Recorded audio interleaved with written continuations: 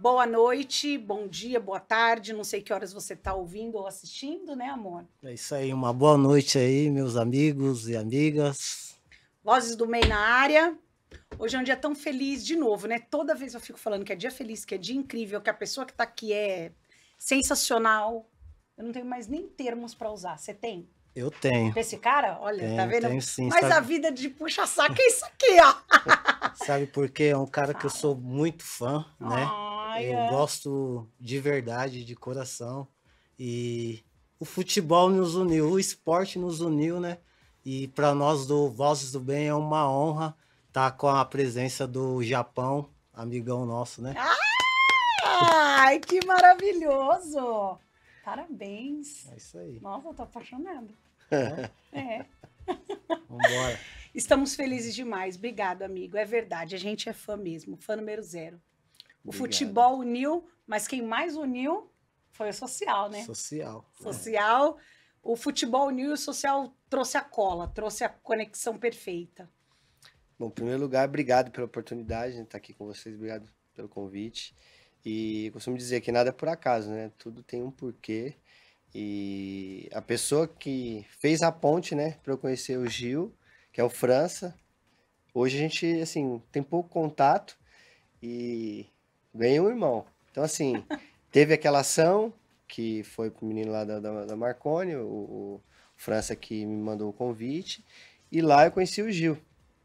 E ele que fez toda a movimentação para aquela cadeira de roda ser entregue e tal. E a gente, né, seguiu nas redes sociais e depois foi se aproximando, um futebol aqui, outro ali. Aí viu também que tinha o olhar social, né, de levar esperança, solidariedade para as pessoas. E hoje a gente, né, tá bem próximo aí como irmãos, né? Duas pessoas assim que buscam melhorias para a nossa comunidade, busca trazer esperança, levar, né, ali um conforto para aquelas pessoas que mais precisam. E no dia a dia também a gente está junto, né? Sempre que pode, final de semana a gente, né, se Isso aí. encontra, É não só por causa isso. do futebol, mas também da família. Então, cara, foi um presente aí que Deus me deu, né? É Que verdade. Deus abençoe Amém. a É. nossa família, né? É isso aí. Que Eu ia família falar isso toda. agora. Passou, não é mais. Vocês vão me ver olhando para lá toda hora, porque a Erika tá ali, não quis sentar aqui, então eu vou falar como, né? Para lá também. Passou tanto do futebol e da ação social, né? Que hoje a gente vai junto, a gente dorme lá, vai passar final de semana na Zona Sul. Para onde vocês vão? Vamos para a Zona Sul. Não podemos ficar aqui, não. É bom, né, amor? Muito bom. Antes da gente falar tudo isso que você já começou a falar, adiantado pra gente, a gente vai querer saber quem é o Edson Japão, quem é esse cara, de onde ele saiu, o que, que ele faz, o que, que ele come, o que, que ele vive. A gente quer Onde saber que ele tudo isso. veio? Desde Cara, quem é, e aí a gente vai seguindo tudo, conta tudo, a gente quer saber tudo. bom, o Edson, né, é o mais velho, tem 44 anos. O Japão é mais novo, né, que ele já apareceu aos 11, então ele só tem 33. Eu nasci em Umuarama, no Paraná. Fui criado no sítio, aquela cidade do interior, né, era uma vida assim bem simples. E meus pais se separaram quando eu tinha 11 anos, em 91. A gente veio para cá, para São Paulo, e minha mãe. E morava de aluguel, aquela coisa difícil ali no Jardim Como Niterói, chama depois a sua gente, mãe? Nildete Miguel dos Santos. E a gente, né, ficava ali aprendendo a lidar com aquela cidade grande, toda aquela novidade, né? Imagina, sair de uma cidade pequena, chegar aqui numa metrópole, a cidade mais importante do país, dentro de uma favela, não sabia como me comportar, minha mãe saía para trabalhar, ficava ali em casa, preocupada com o que eu ia fazer, né, com amizade, tudo. Já era na Zona Sul? Já era ali no Jardim Niterói, Tá. pertinho do campo, e a escola que eu estudava era no Assis, né? Ele era o caminho que eu fazia para ir para o campo, para ir para a escola, depois eu mudei para Maria Luísa. E enfrentei as dificuldades, né, de um filho de uma mãe solo, pagava o aluguel, às vezes tinha que andar a pé até o trabalho para pagar uma conta, pagar um curso para mim, sabe, tentar dar um conforto ali para não ficar exposto à violência, à criminalidade. Graças a Deus eu tive, né, uma boa educação, uma boa base, não só dela, mas do meu pai também, né, de Aquele negócio, meu pai falava, curto e grosso, falou, ó, se for parar numa delegacia, cara, não conta comigo, você vai ficar lá. Então, a base que eu tive foi muito importante, né? E minha mãe também foi muito guerreira, deixava de comprar as coisas para ela, para, né, comprar para mim. E a gente foi, né, se ajudando. Comecei a trabalhar, meu primeiro emprego com 15 anos, de office boy, entregando remédio, limpando lá a drogaria. Depois eu consegui ali comprar um barraco para tirar a gente do aluguel. Graças a Deus deu certo. Aí já começou a, sabe, melhorar um pouquinho as coisas. Com quantos anos você tinha que você conseguiu comprar uma casa? 18 anos, não foi uma casa, um barraco, né? Barraco Um mesmo. barraco, Entendi. um barraco. A gente comprou, lembro até hoje, do Ailton. Ele, cara, tava vendendo algumas casinhas, assim, uns barracos, né, que tinha ali no Maria Luísa e tava voltando pro Nordeste. E eu lembro, na época eu paguei R$ 3.500 nessa casa, que era casa, um barraco, né? A gente Sim. fez uma reforma aqui, um telhado e tal, mas saímos do aluguel. E ali foi, sabe, o pontapé inicial pra gente ter uma melhora no nosso dia a dia, né? E aí eu tive, assim, um sonho, né, de ser jogador de futebol, mas minha mãe foi atropelada, eu tive que escolher entre uma coisa e outra, né? O meu sonho ou levar a vida a sério, porque é um futuro incerto, você viu, né? Jogou, Sim. sabe Sim. como é que é, você não tem nenhuma ajuda do Estado ou da sua família, no caso era só eu e minha Sim. mãe, e, e aí você não tem para onde ir. É Ou vago, você né? vai seguir o seu sonho passando dificuldade, chega lá no fim da linha, se não der certo, aí você vai fazer o que da sua vida, ou você vai estudar, trabalhar, ou você vai para a vida do crime. Uhum. São essas três opções. Eu falei, vou trabalhar porque foi o que eu aprendi e aqui eu tô vendo que não vai dar certo. E até hoje a gente vive, né, um reflexo no futebol, que é justamente isso, né? Que aquele cara que tem o talento da favela, ele não consegue chegar, porque ele não tem condições de pagar um ônibus, um lanche, né? Passar o dia todo treinando. O pai prefere que ele estude ou trabalhe, chegue com a renda dentro de casa, do que ficar apostando numa coisa incerta. Aí quem chega nos grandes clubes? A galera que tem um dinheiro, que tem um empresário. Uhum. Isso aí, desde a minha época, só aumentou, não melhorou. Aliás, eu, na minha concepção e vasta experiência no futebol, que é zero, eu acho que aumentou e aumentou demais. Muito, Hã? muito, porque é assim, se você não for um talento raro, bem raro mesmo, você não consegue. É muito difícil, E né? aí, aquela galera que é talentosa da periferia vai jogar campeonatos amadores, né? Por Uhum. exemplo, vou citar aqui a Copa Pione, que paga, os times pagam mais do que um time profissional. Sei lá, tem time, sei lá, de 2 a 3% são os grandes salários. 97% é um número da FIFA, é real, uma coisa que acontece, recebe menos de um salário mínimo. Então, se 97% dos atletas profissionais do Brasil recebe menos de um salário mínimo. Pô, o cara fala, ó, eu vou jogar num time aqui, ganho 500 por jogo, 4 jogos que ele fizer dá R$ 2.000, passou o salário O mínimo. Então, salário. e aí os talentos estão aqui sem, Incentivo. Sem ser sem aproveitado, incentivo, né? Sem incentivo. sem aparecer, sem brilhar, e a gente precisando de jogador talentoso na seleção, passando vergonha, nos nossos clubes também, né? Meu time Exato. tá começando a melhorar agora, tá uma draga desgramada. E aí você começa a importar jogador velho, cara, que já tá encerrando a carreira lá fora pra colocar no seu time aqui, olha só, que vergonha, né? A gente tem um monte de gente boa, o país do futebol não consegue, e esse problema já existia lá atrás, lá em 91, E aí a gente depois consegue 94. entender um pouco que real é a falta de oportunidade e de acreditar que o esporte salva, né? Que o exatamente. esporte livra. Então é tão desacreditado que até nisso, né? E aí, depois dessa decisão, né, de largar o futebol, cuidar da minha mãe, não é fácil, né, você ver sua mãe numa cama, o cara atropelou, passou por cima, quebrou fêmur, perônio, 17 parafusos. Eita. Aí você vê sua mãe naquela situação, em cima de uma cama, aí entrou na caixa, demorou uns 4 meses quase para poder cair o dinheiro, caiu o retroativo, mas e aí, você não come? A comunidade me ajudou muito nesse momento, sabe? Foi onde fez muito sentido, muita coisa na minha vida, sabe? Que a gente vai falar, né, da Sim. pandemia e tal. Eu me via, né, no lugar dessas pessoas que eu recebi muita ajuda. sabe? As pessoas se preocupavam desde um dinheiro para colocar minha mãe num carro, colocar gasolina para ir numa fisioterapia, sabe? Pagar uma conta, o pessoal da escola, né, do Assis, da minha sala, se juntava para ir lá fazer a faxina, sabe?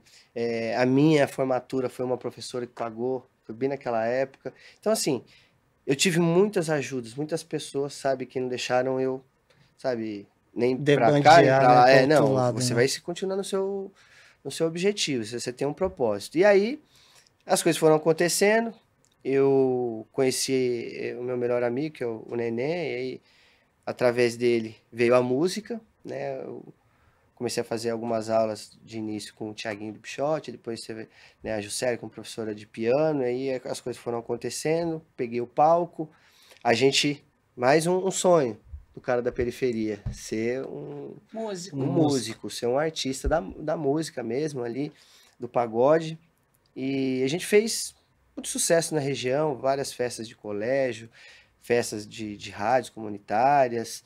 A gente chegou até a gravar no Terra Brasil, na época que, né, era uma casa de show muito falada. Aí tinha Polo Norte, Mistura Brasileira, Chaplin, Consulado, Reggae Night, Ghost. A gente tocou, abriu show pra Shot, Sorriso Maroto tava começando naquela época, Alessi Brandão, Fundo, Nossa, falando Revelação, gente, né? Revelação, É. o Revelação tava bombando e tal. E aí também é uma outra questão bem parecida com o futebol, que é a oportunidade. A gente ficava tocando à noite, cara, e não Não conseguia. virava. Não, chegou uma hora que, cara, eu tinha que trabalhar. Aí a gente ensaiava durante a semana, ia tocar à noite, sexta, sábado e domingo. E eu trabalhava, eu era numa drogaria, então eu trabalhava sábado e domingo, às vezes. Chegou uma hora que, cara, o corpo começou a pedir. Falei, pô, e aí, cara, você não vai desligar? Porque você trabalha, você ensaia, você toca.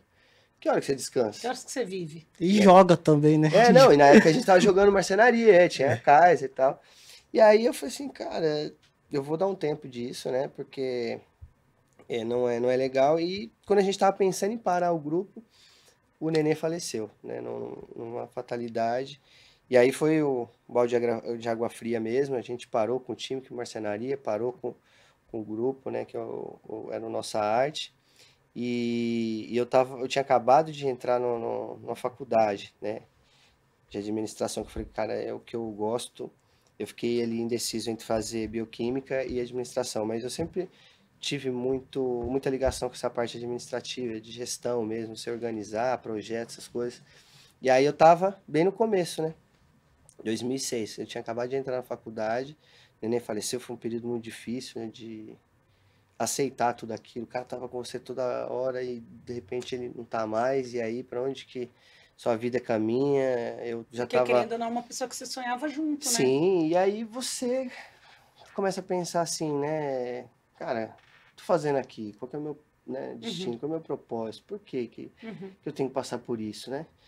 E questionei, mas assim, só Deus mesmo para confortar o coração. E um dia eu pedi para Deus confortar meu coração e eu dormi de um jeito e acordei de outro. Não sei te explicar, parece que ele arrancou do meu coração aquela Aquela coisa dor. ruim, aquela dor, e assim as coisas começaram a melhorar. Mas você tava com vontade de desistir? Eu tava com vontade de, sabe, de largar o trabalho, de largar a faculdade. Eu tava indo muito pra noite, aí eu tava trocando o dia pela noite, sabe? Meio que a noite tava me anestesiando, sabe? Meio pra esquecer. Por um lado foi bom porque você tem que se socializar pra curar a depressão. Você ficar em casa é pior. Mas eu tava entrando num estágio que assim, eu tava vivendo a noite e não tava conseguindo viver o dia. E isso estava me prejudicando no trabalho, nunca faltei, mas não rendia, né? Sim. E, e aí eu resolvi também dar um basta nisso, falei, não, eu preciso levar a vida a sério mais uma vez, não tá certo isso, né? Muita gente lutando para viver e eu, né, Sim. com isso. E aí eu pedi muito para que as coisas acontecessem, eu tivesse um entendimento para onde que ia caminhar a minha vida. E aí eu comecei a focar na faculdade, saí da farmácia, fui fazer um estágio e graças a uma oportunidade que eu tive na Tecnisa, das maiores construtoras do nosso país, estava no boom imobiliário em 2007, tinha acabado de abrir capital, estava contratando muita gente, tinha muito terreno para lançar os empreendimentos, né? E foi uma baita oportunidade, que eu cheguei, tinha muito trabalho, eu estava disposto a trabalhar, a diretoria viu, eu trabalhava ao lado da diretoria, e uma promoção, outra, quando vi, eu já estava, sabe, ganhando bem, com cargo legal, então eu já estava viajando, já estava tendo reconhecimento, sabe, de um profissional ali igual aos que estavam no mercado da construção civil, do mercado imobiliário. Morando no mesmo barraco. Morando no mesmo barraco. E aí eu consegui, né, melhorar a minha vida, comprei um carro, a gente comprou uma casa ao lado, que é um pouquinho maior. Mas assim, solteiro, falei, cara, vou curtir a vida, fui viajar. E um certo dia, eu fui pra Turquia, eu tava do outro lado do oceano e fiquei pensando, né, um monte de amigo que eu tinha aqui. Eu tava lá, tava feliz, mas ao mesmo tempo, poxa, Aquela dor, aquela né? dor assim, cara, por que só eu que consigo chegar aqui e aí as pessoas não conseguem, né? E eu comecei a ficar refletindo, e o que eu tô fazendo também para melhorar, né, a vida das pessoas do meu bairro? Eu comecei a ficar com aquilo na cabeça. Na Tecnisa a gente tinha aula de religião, tinha o encontro dos rabinos, que é uma empresa, né, da comunidade judaica. E eu comecei a ter um entendimento, né, da gente estar perto das dificuldades para dar valor ao que você tem, né, que a nossa vida é uma escada, você vai, cada degrau você vai evoluindo, né, conforme você vai tendo a dificuldade. Quanto maior a dificuldade, maior é a sua evolução. E aí eu tive a ideia de escrever o livro, A Escada, que é justamente isso, que quanto maior o problema, mais maduro você vai se tornar, mais forte você vai se tornar, e você vai ter um aprendimento de acordo com esse problema. Até tem nos livros que eu li uma história que eu, assim, marcou, foi bem próximo dessa parte aí, de sair, né, desse problema, dessa depressão, de perder o neném e tá ali com aquela oportunidade bacana, pô, e aí, o que eu posso fazer para retribuir? Foi uma história de um judeu que ele, dentro de uma casa lá, que ele tomava conta, o patrão chegou e tinha alguma coisa errada lá e deu 2 chicotadas nele. E aí, depois, o dono chega e dá 2 moedas de ouro para ele. Como uma maneira, assim, de... Pô, eu te corrigi, mas tá aqui. É a sua recompensa. Você aprendeu a lição. Aí, naquele momento, ele fala, né? Fala, pô, por que você não deu mais chicotadas? Deu só 2. Então, é mais ou menos esse o entendimento da coisa. Que a riqueza, não naquelas moedas, mas o aprendizado, né? O que você evolui é de acordo com o que você está passando. Quanto maior o problema, maior é a evolução. Mas espera aí. Calma. Eu não sabia um monte de coisa. Você sabia? Não. Sério? Do livro, sim, ele Não, já do me livro, contou também algumas sabia. coisas. Mas um monte de coisa não, né? Não. Então vamos entender. Né? Você morava na favela lá com a sua mãe ainda. Uhum. E aí você teve a oportunidade da Tecnisa. Sim. Incrível. Beleza. E convivendo lá na favela, morando lá final de semana, as motos, samba comendo solto, feijoada, churrasco lá na rua, pé no futebol, barro, vambora. Descalço, é isso aí. E aí a oportunidade foi pra Turquia, morando na favela. Isso, a minha primeira, quer dizer, primeira viagem aqui, morando em São Paulo, né? Que eu costumo dizer, pô, o cara que é paranaense, não for no Paraguai, não for na Argentina, não é paranaense, então isso aí não conta. Tá então, do lado lá, né? Tá do lado, Era vizinho, né? Era vizinho. E aí, eu tive essa primeira viagem internacional, foi graças a um amigo que a vida me deu também no futebol, que é o Caê, ele jogava no Palmeiras, aí ele foi pra Ponte, da Ponte foi pro Borussia, e do Borussia foi jogar na Turquia. Na época ele jogava no Manisa, e eu tirei essas férias, falei, pai, vou chegar aí pra gente, né, Dá uma zoada. dar uma zoada, porque foi, cara, tô de férias, não, vem pra cá e tal. E ele morava sozinho lá, né? Na época ele tinha se separado. Então, Mas foi lá foi o chacoalhão do que, isso. nossa, eu tô aqui, eu moro na favela. Sim. Passando E eu- uma grande experiência lá. E Porque assim, eu tava num lugar que assim, o Estreito de Bósforo tem uma balada e a gente tava ali embaixo do estreito. Então, de um lado é a Europa e do outro é a Ásia. E ali, cara, naquela balada, cara, tava Paris Hilton, na mesma balada, o David Coulter, e tinha um monte de jogador. Só tinha gente pobre. Tinha jogadores da Turquia, assim, pô, tava jogando lá, né? conhecidos. O Gucci, tava jogando o Quaresma, o Manuel Fernandes, aquele outro da seleção de Portugal lá, que eu não me lembro o nome, que é um atacante também, tava lá, tinha uruguaio, tinha, sabe, argentino, tinha paraguaio, e o Caê jogava lá, e eu comecei a olhar para aquilo, e na época, né, eu fumava. Eu peguei e saí pra fumar nessa saída, porque o pessoal chegava, né, nessa balada, chamava Reina, chegava de barco, chegava de iate e tal, porque era no estreito, aí entrava por trás. E eu saí pra fumar, fiquei olhando assim, sabe, de um lado Ásia, do outro Europa, eu aqui, pô, os meus amigos, né, pô, cara, que injustiça, porque eles não poderiam estar aqui comigo nesse momento feliz e tal. E eu comecei a pensar dessa forma, assim, pô, não, a gente precisa fazer alguma coisa para que eles tenham esse entendimento de estudar, de ter oportunidade e um dia tá vivendo isso aqui. Porque é muito injusto o cara conhecer somente aquele mundo ali. Existem vários mundos dentro da nossa cidade, do nosso país e fora dele, sabe? Para contar a história para os filhos, para os netos. E eu vejo que trabalhar, cara, você ganhar dinheiro não é só você pagar a conta, sabe? Esse é o meu sentimento das pessoas, cara. Eu vejo, né, pela minha mãe, que ficou correndo Porque atrás você do viveu. rabo, as mães dos meus amigos, eu vejo um monte de gente hoje trabalhando só pra, sabe? E a felicidade, onde que tá? Sabe? A realização, porque eu acredito que as pessoas merecem ser felizes, sabe? Então, o que eu tô fazendo pra melhorar? Para que essas pessoas um dia possam estar aqui, mas não aqui, mas que seja no Paraguai, que seja na lugar. Que Argentina, seja num lugar que onde onde que elas elas se sintam quiserem, que seja, muito bem. sabe, em Minas Gerais, vamos no Capitólio, em qualquer outro lugar. Cara, meu sonho é ir lá e tal, beleza, realizou, quer um outro lugar. Ou de repente, é que assim, uma coisa que eu aprendi também lá na comunidade judaica, a felicidade ela é uma coisa particular do seu íntimo.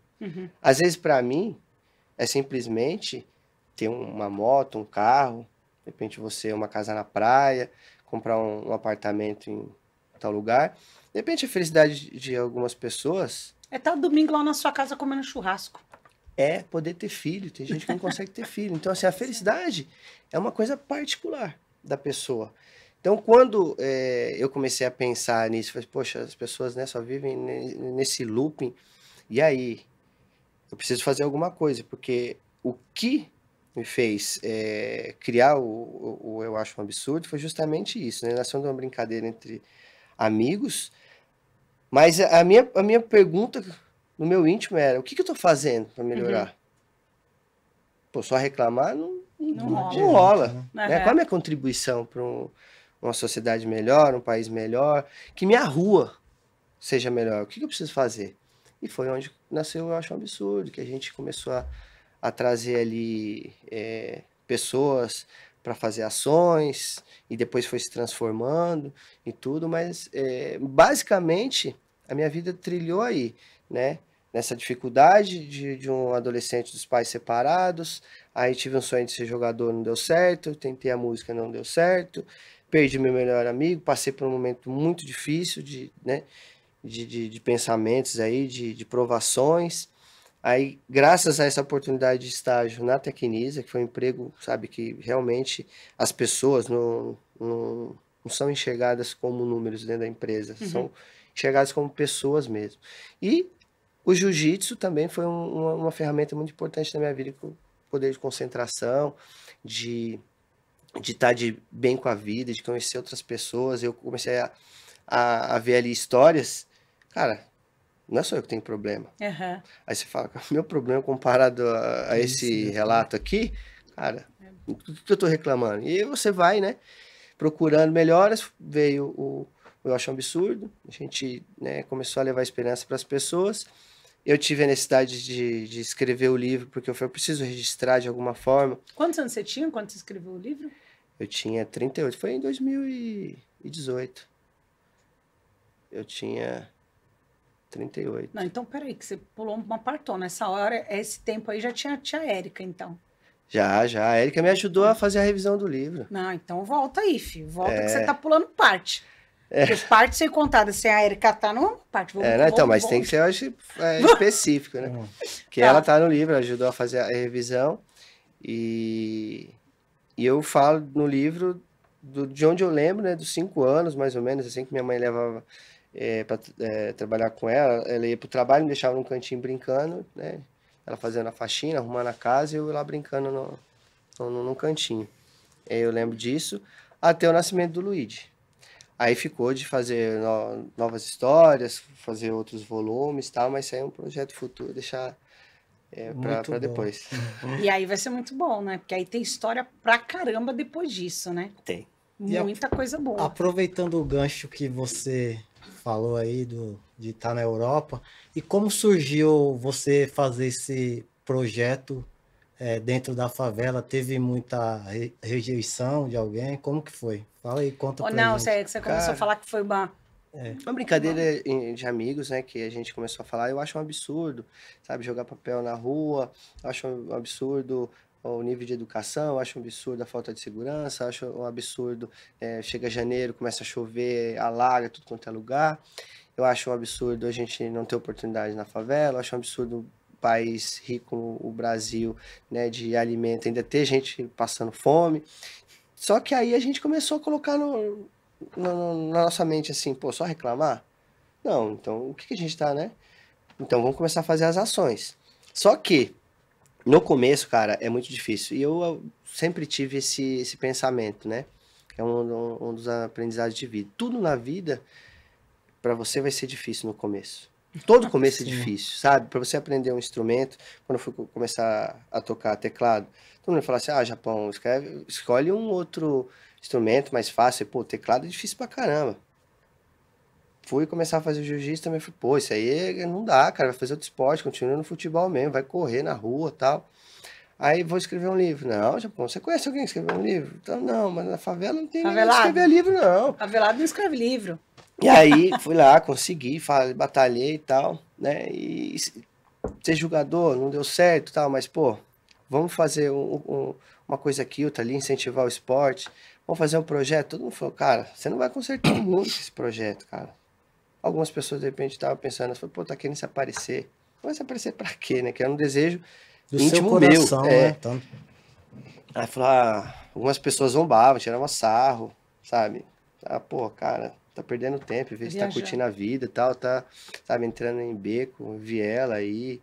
Não vai, se ele chegar com uma carreta de cesta, ele não vai conseguir, sempre vai ter uma pessoa precisando e tal. E muitas pessoas desanimam, mas, como eu falei, né?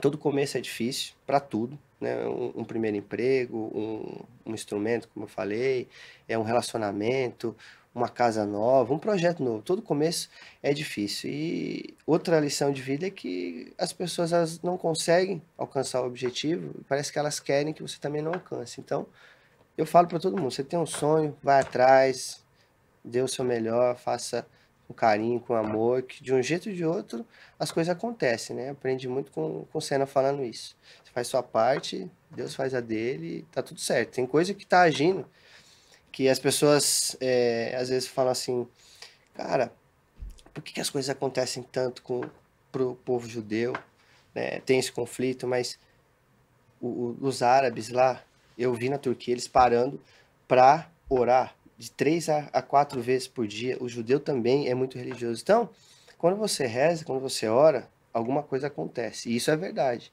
Então, quando você deposita fé, você acredita. Se você não acreditar no seu sonho, cara, quem vai acreditar? Uhum. Então, se você se dedicar, você é do tamanho do seu sonho. Se você pensar pequeno, as coisas vão demorar, mas vão acontecer. Agora, se você pensar com muita garra, muita fé, Deus é o melhor, com certeza, de um jeito ou de outro. Ah, não é aquilo. E uma coisa muito importante também, que, por exemplo, não foi o futebol, não foi a música, mas eu tenho uma realização, sabe, que eu consigo ajudar muitas pessoas através desse objetivo, e eu alcancei a felicidade, que eu vou falar, que eu nasci para isso. E Deus, ele te dá o que não é o que você quer, ele dá o que você precisa. Porque de repente o que você quer, naquele momento não é bom para você. E é uma das coisas que eu aprendi com a vida, é isso. Então, Deus tem me dado de acordo com o que ele acha que é, de acordo com o tempo. Não sou eu que determina, é ele. Então, eu tenho meu sonho, vou fazendo a minha parte aqui e ele vai conduzindo. E as coisas estão acontecendo. É isso. Eu sou só um grãozinho de areia nesse E que grãozinho, né? Porque o seu coração é gigante, né? Porque você não ajuda só a sua comunidade, tem outras comunidades que você faz acontecer também, né? Pelo seu coração, né? Que é enorme. A gente estava falando de Deus não dá o que a gente quer, Deus dá o que a gente precisa e conforme a maturidade, né? É a mesma coisa da gente dar um carro na mão das crianças. Não rola, não tem maturidade para isso, né? Sim. E não tem propósito para isso.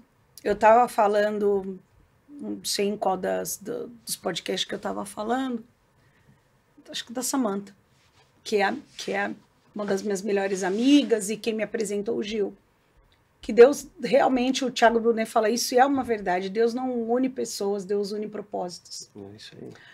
Porque não foi no futebol, eu falo que eu brinco com o Gil que ele não foi jogador de futebol para me conhecer.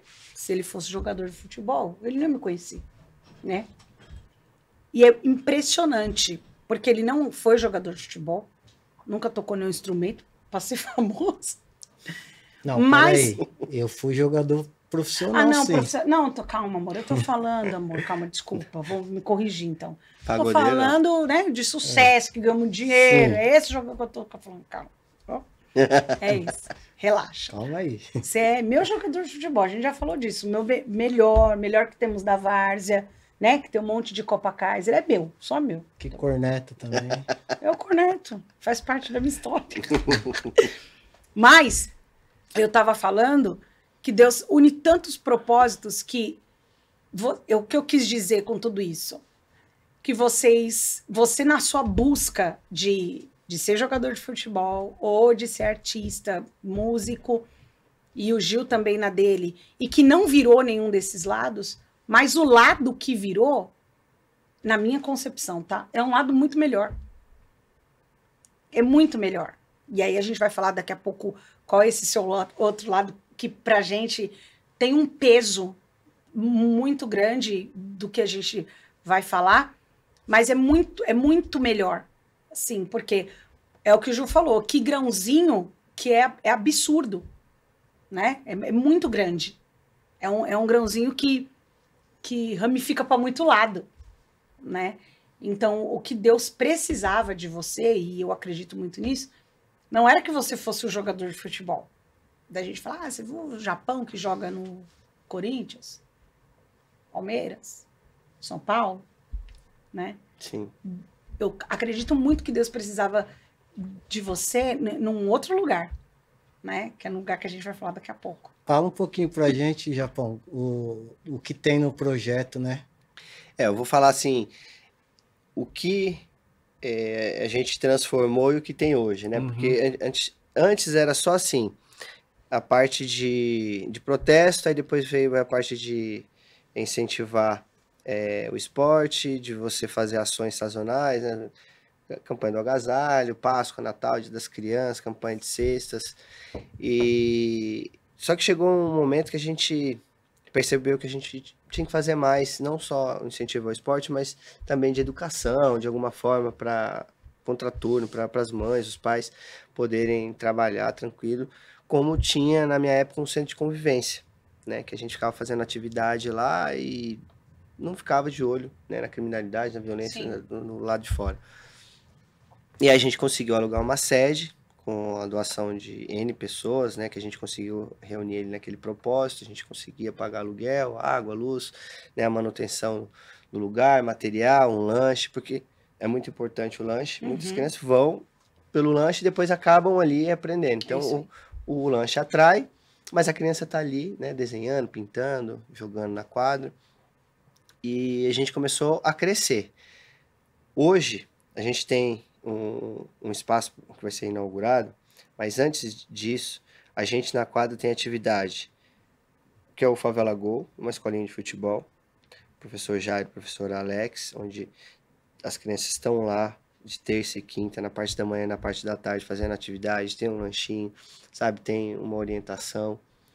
Tem o jiu-jitsu também de terça e quinta, das 6 às 8, das 18 às 20 horas, com o professor Crave, Vinícius, que é uma das coisas que me ajudou muito, é uma das coisas que deram um norte na minha vida, transformou de verdade algumas coisas que eu, né, já não acreditava mais.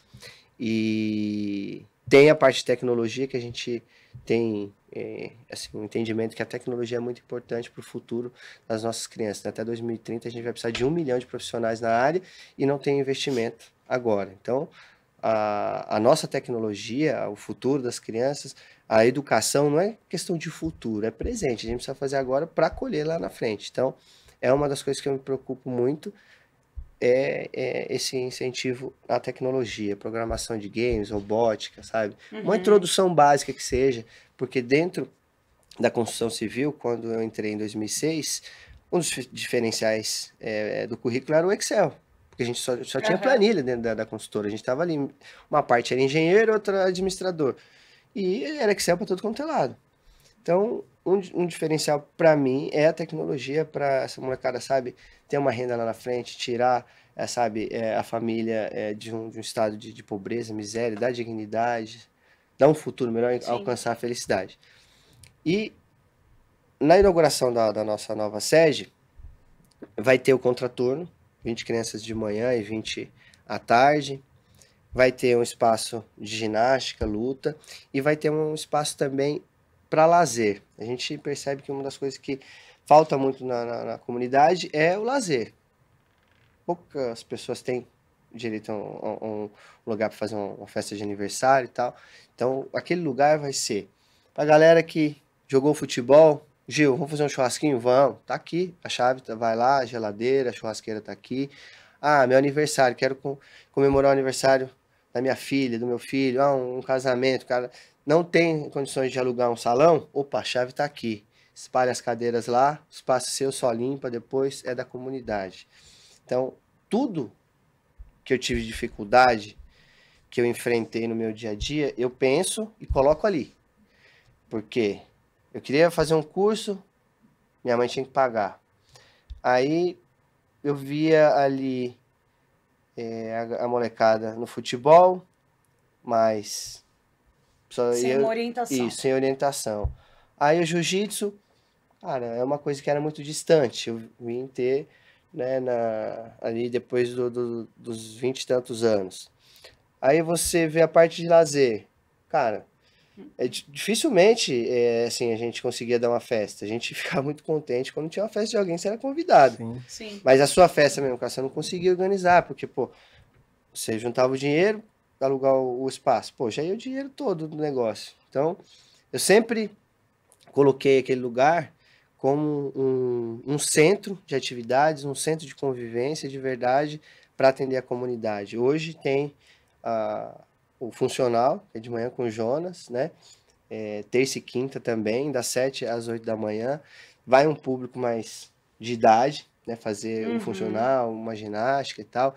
Tem o vôlei de sexta-feira, que as meninas, só mulheres, que estão... Eu acho muito importante a gente ter o esporte direcionado para mulheres, né? Às vezes as pessoas criticam, mas não pode ser para... Não, cara, tem que ter só o espaço das mulheres, porque se você tem metade da população que é mulher, e nos cargos de liderança não tem a mulher, aí no meio do caminho quer inserir a mulher de qualquer jeito. Não vai inserir de qualquer jeito, é agora. Já na educação. Agora, né? As mulheres novas, jovens, estando ali, participando do projeto, desenvolvendo essas atividades, é o espaço delas, para que elas tenham coragem, porque futebol a maioria é menino. No jiu-jitsu tem menina também, isso é uma porta de entrada. Mas as mulheres terem esse espaço para elas fomentarem ideias ali da comunidade, porque eu já vi que já começou a aparecer, eu quero fazer uma horta comunitária, que eu acho de fazer. E dentro do projeto, 90% do quadro é mulher. Então eu vejo que com mulher a corrupção é menor, com mulher as coisas são feitas com mais capricho, sabe? Tem mais planejamento, tem mais fofoca. A fofocada nada mais entra no ouvido e sai, porque tá tudo certo, porque se também não tiver problema, não tem graça. Só que quando é para executar, cara, a gente faz o plano, é 95% do que a gente planejou, a gente executou, entendeu? Então eu vejo que todo projeto social precisa ter esse espaço da mulher, sabe, para fomentar essas ideias, porque às vezes a mulher enxerga coisas que a gente não enxerga, a gente está tão preocupado ali dentro do problema que a gente não consegue dar um passo para trás. É igual aquela senhora que estava numa mesa de executivos, que, se você lembra, para tirar o creme dental, era um parto, você ficava apertando, e os caras estavam conversando sobre aumentar as vendas. Como que a gente pode melhorar as vendas? A copeira passando e falou, por que vocês não aumentam a boca do tubo do creme dental, que vai sair mais, vai acabar mais rápido, vocês vão ter que comprar outro mais rápido, vocês vão vender mais. Pô. Então, assim, eu vejo que muitos problemas a gente precisa jogar para a mulher, discutir junto com a mulher, e a mulher também, problema da mulher, discutir com os homens, porque fica uma divisão. É uma sociedade como um todo.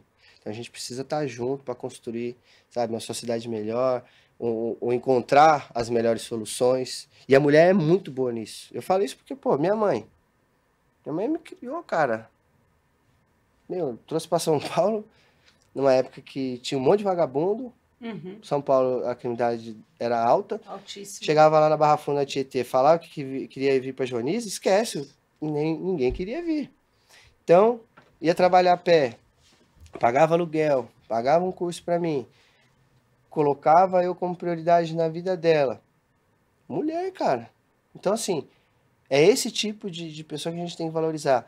E você investir na educação, incentivando o esporte, ali, incentivando as mulheres a estarem próximas daquele projeto social, a gente está plantando uma semente de colher uma sociedade melhor. Não tenha dúvida que a gente vai melhorar aquele bairro ali. E eu não posso deixar de destacar também essa questão da pandemia. Foi onde fez mais sentido o nosso projeto, que está totalmente ligado à minha infância.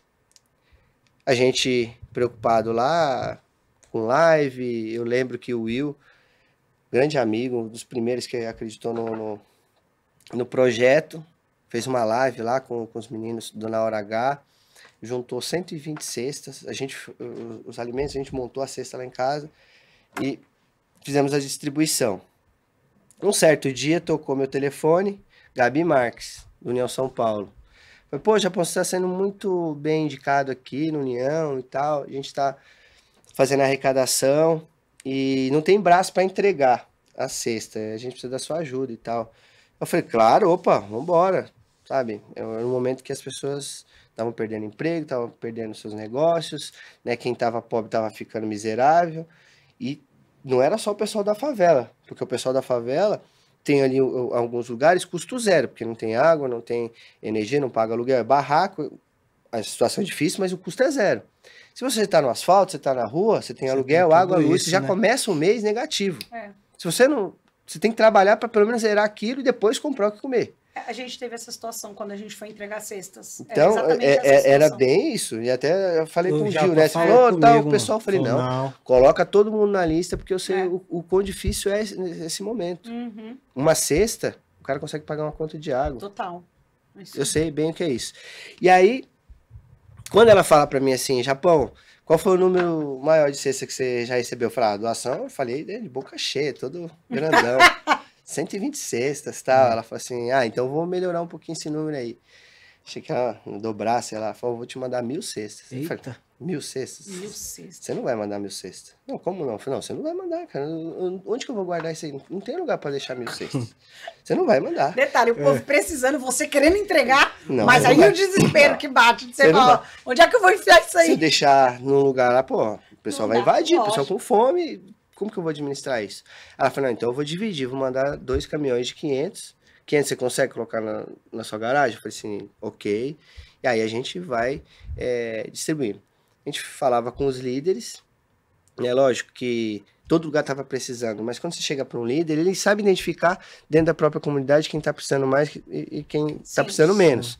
E a própria população, sabendo que é esse critério, ela se ajusta. Ela fala, não, ó, o meu eu divido com o fulano, ou não, tem o caso do seu Samuel lá da Cidade de Júlia, ele falou assim, ó, meu filho, pode dar a minha cesta para uma outra pessoa aí da favela, que essa semana eu tô tranquilo, eu ainda tenho que comer. Pô, se o cara tá precisando... Tem várias histórias, mas você fala, pô, o pessoal Sim. se ajuda. Tem aqueles lugares que o pessoal quer dar uma de desperto, mas assim, isso é minoria, Sim. tá? Então, assim, a própria comunidade se ajusta, fala, olha, não, tudo bem, porque fulano... não, fulano tá precisando realmente mais que ciclano e tal, então, cada um no seu momento. E a gente conseguiu fazer esse trabalho, não só no nosso bairro ali, Matinha, Abacateiro, São Jorge, Maria Luísa, Niterói, Vila Joaniza, Vila Inglesa, Vila Missionária, Fiozão, Buraco do Sapo, Caixa d'Água, Jardim Luso, Jardim Lília. Guaianazes. Não, então, aí começou a sair, né? Aí Guaianazes, Saiu da Zona aí Sul. Pirituba, aí foi lá pro Arvão. Aí... Teve em São Mateus também. Não, a gente fez, ó, São Mateus, São tem Mateus, cidade São de Miguel? Tiradentes, São São Miguel. Miguel. São Miguel foi na Vila praia, Bela. né, já? São Na Miguel. praia, a gente foi parar em Mongaguá, cara. Eu olhei assim, fui, que Inácio eu tô Monteiro. Inácio Monteiro. Quebrada, para com isso. A gente foi parar em Mongaguá e eu, assim, é uma história que eu falei, o que eu tô fazendo aqui? Uma mulher me passou o telefone de um pastor, eu liguei, fui parar no meio do mato, numa igreja, no meio do mato, lá em Mongaguá. Eu olhei e falei assim, como que eu vim parar aqui? Não tinha nem sinal de internet. Eu falei, é Deus, cara. Fui entregar 20 cestas. Saí daqui para entregar 20 cestas, 20 famílias lá no meio do mato, cheio de cachorro. O pessoal abandonava os cachorros na beira da pista. E a galera não tinha o que comer e ainda acolhia aqueles animais, cara. Então, assim, Deus, cara, falou, ó, vai lá que realmente o pessoal tá precisando. Os animais, sabe? As pessoas que moram lá são pessoas de fé. E quando eu cheguei lá, eu reforcei a fé daquele pastor. Que ele falou, eu pedi e você veio. Deus atendeu, né? Que eu fui fazer, o que eu fui fazer lá, por que eu fui... Até hoje eu não sei te dizer. Então eu fui parar lá. E aí, nesse todo, né, tem que agradecer muito a Gabi aqui do União São Paulo, pessoa que foi o divisor de águas no nosso projeto, deu várias ideias pra gente, né, evoluir. A gente somou 27 mil cestas. Nossa. Foram 27 mil famílias. Você coloca 4 pessoas dentro de uma casa, a gente está falando de mais de 100 mil pessoas que a gente conseguiu alcançar, sem usar nenhum centavo de dinheiro público, só de pessoas de bom coração que se juntaram, compraram a cesta e falaram assim, ó, a gente tem o recurso, mas não tem ninguém para entregar. Quem vai entregar? Fala, o Japão entrega. Então, eu acho um absurdo, se organizou e a gente entregou. Não bastasse isso, eles se juntaram, esse grupo de empresários, que teve aí a participação do Abílio Diniz, né, que faleceu, mas na época era muito atuante. Hoje todo o grupo dele continua atuante, mas ele foi um dos que puxou esse bonde junto com a Gabi. 7 mil botijões de gás. Uhum. Eu lembro que quando eu falei pro Gil, eu falei, Gil, faz a lista lá de 200 botijões, eu vou entregar tal dia. Ele falou assim, pô, Japão, tá certo mesmo isso aí? São 200 Não, mesmo? botijão. Porque assim, Botijão. gente, cesta Tá, cara. básica, vamos colocar... Não, o cara tá passando, o cara falou, pô, tá sobrando um, o cara pega. Mas botijão, o cara tem que levar o botijão. Não, e cesta básica era difícil, só que cesta básica você faz um corre, eu vou lá, eu compro um arroz, você compra um feijão, a gente junta e distribui 126 cesta básica. Botijão de gás, gente, é impensável de você... O que você distribuiu? Não, distribui de botijão de gás.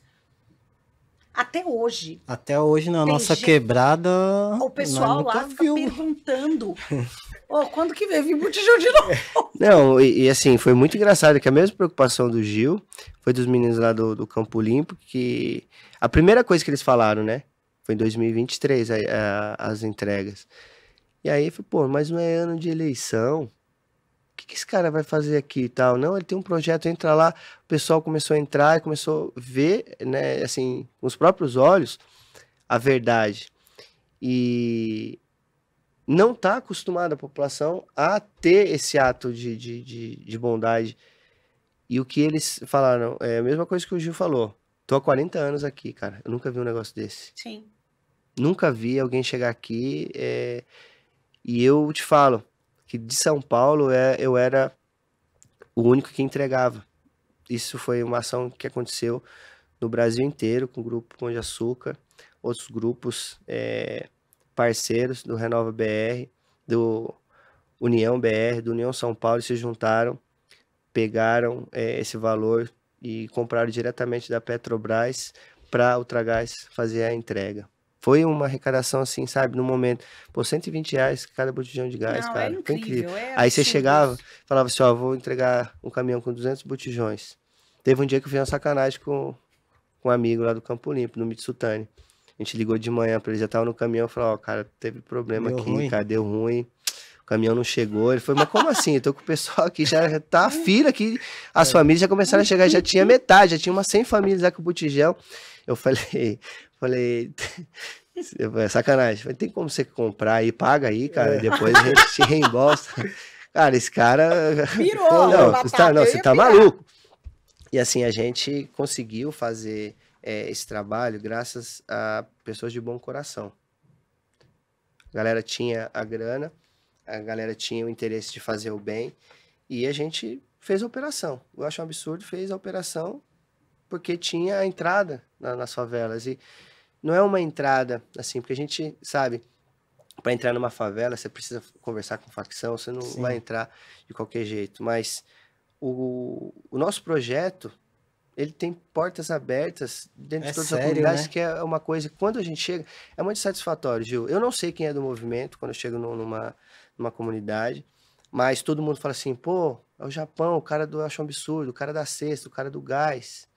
Ficou marcado. Ficou marcado. Tinha gente que salvava meu telefone como o Japão cesta, Japão gás, sabe? Japão eu acho um absurdo, Japão da favela, Japão, sabe? Correria, Japão... Sobrenome é o que não falta. Sabe? Japão quebrada, Japão... Caminhada. Sabe? Então, o que eu vejo, né? Que assim, teve um respeito muito grande pelo que a gente estava fazendo ali, porque era algo sério, né, naquele momento que as pessoas estavam precisando, né? Tinha muitas pessoas que estavam saindo daquele momento da pandemia, e foi onde a gente, cara, a sexta, e veio o gás, falei, pô, qual que é a próxima? Esse cara vai chegar com chave de casa própria aqui, né? Mas... Nossa, a gente ia gostar, né? Ia ser demais. Seria um sonho. Mas a gente conseguiu, sabe, levar esperança para essas pessoas no momento, assim, que elas mais estavam precisando. E quando a gente entregava a cesta, ou o gás, ou uma cesta de Natal, ou qualquer ação que a gente fazia do União São Paulo, a gente falava, ó, você tá levando para casa não é essa caixa aqui, um alimento, não. Você tá levando um pedacinho do coração de cada pessoa que doou, que não conhece vocês, não sabe, mas que tá preocupado. Tá preocupado que vocês estão passando por um momento difícil. E é esse o grande lance. Esse é o rolê do social, sabe? Uhum. Você ajudar, cara. Não importa se a pessoa é branca, se ela é preta, se ela pensa de uma ideologia de esquerda, de direita, se ela é homossexual, heterossexual, se ela torce pro Corinthians, o Palmeiras, cara, não interessa. A gente chega para ajudar, a gente chega passando aquela imagem do que, cara, quem estiver precisando, nosso objetivo é ajudar as pessoas a estender a mão, é ajudar o próximo. E a gente, cara, fez isso com muita excelência, a gente tem muito orgulho, né? Foi uma pandemia assim que veio trazer ali respostas que eu me questionei no acidente da minha mãe. Eu falei, pô, eu tô passando por essa dificuldade, cara. De uma certa forma, é humilhação, né, cara? Eu falei, pô, você não tem o que comer, abre a geladeira. E umas vezes a geladeira queimou, aí não tinha nem a geladeira. E você vê a comunidade se juntando, que você falou, dá um pacote de arroz, um pacote de feijão, tal, se junta para pagar uma conta, se junta ali para fazer uma faxina em casa. Quando eu ia entregar essa cesta, cara, porque eu fiz questão de entregar sabe? Todas as ações eu ia. Eu não entreguei as 27 mil cestas na mão das pessoas, mas em todas as ações eu estive. Eu me via no lugar daquelas pessoas, do mesmo jeito que eu olho pra molecada do futebol, do jiu-jitsu ali, do contraturno. Eu me via ali nos olhos daquelas pessoas, sabe? Com aquela necessidade. E assim, era uma energia tão louca, cara, que às vezes eu chegava assim, sabe? Pô, tô ali, não sei o que, daqui a pouco, pá, começava a chorar, me emocionava com uma atitude, um abraço, sabe? Uma pessoa chorando, um olhar diferente, sabe? É muito louco. E eu te falo, nenhuma faculdade no mundo, cara, no mundo, em lugar nenhum do mundo, vai trazer o aprendizado que eu tive dentro dessa pandemia. Porque eu evoluí como ser humano, comecei a dar valor a coisas e pessoas que eu, de repente, não enxergava. Eu comecei a pensar no futuro de uma forma diferente, né? Eu comecei a estar mais sensível a outras questões, assim, que eu falei, cara, isso aqui é frescura. Não, isso aqui é importante. Então, eu acho que para você entender, você precisa pisar, né? Eu costumo dizer, a cabeça só entende, pensa melhor quando você tá pisando, onde seu pé tá. Então, é difícil você falar da pobreza sem conhecer a pobreza, né? E eu sempre achei que eu tinha o conhecimento do que era pobreza. Mas quando veio a pandemia, comecei a entrar nos lares, entender algumas coisas. Falei, cara, é muito complexo. Existem vários níveis de pobreza. E eu acho que o mínimo que a gente pode fazer é não julgar. E fazer, sabe? Colocar a mão na massa. Deixa o julgamento para Deus e vamos fazer a nossa parte. É isso. Perdão. Então, uma pergunta que eu quero te fazer, Japão. Você, do seu lado, você viu que você conseguiu impactar muita gente na tua comunidade e em outras também. Foi, cara.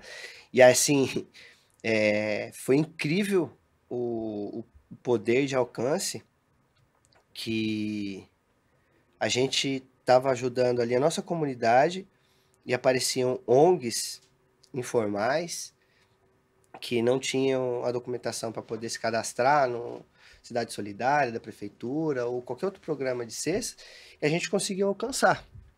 Então, naquele momento ali da pandemia, a gente, além de estar fazendo o nosso mapa de necessidade, a gente estava conseguindo alcançar outras instituições. E eu olhei para trás e falei assim, pô, tá vendo aquela turma que falava assim, isso aí você não vai conseguir ajudar nem o pessoal da sua rua, você tá querendo se aparecer, você não vai melhorar o planeta, sabe, isso é besteira. Não, cara, foram quase 100 mil pessoas com a cesta. E se você colocar 4 pessoas na casa de um gás, então ao total foram mais de 130 mil pessoas que a gente conseguiu alcançar em mais de 70 comunidades diferentes. Eu vou falar assim bem baixo, eu tenho certeza que é mais, mas que a gente cadastrou. Sim. E que depois eles se disseminaram ali, se ajudaram, pode colocar mais que 100. Então, você olha para trás e fala, cara, se eu tivesse desistido, se eu tivesse parado, imagina, mais 130 mil pessoas não seriam alcançadas numa situação de pobreza, de miséria, porque a galera vai me desanimar? Será que vale a pena realmente você ouvir uma crítica destrutiva e se render? Não, cara, reforço. Tem uma vontade, tem um sonho, tem um desejo, vai atrás, faz, porque as pessoas não conseguem e querem que você também não consiga. Então, segue seu rumo. É porque é o que você também acabou de falar, né? A gente falou disso também. Naturalmente, as pessoas gostam de julgar. Então, é mais fácil você julgar do que você falar, nossa, ele tá com esse pensamento? Vou dar uma força aqui, né?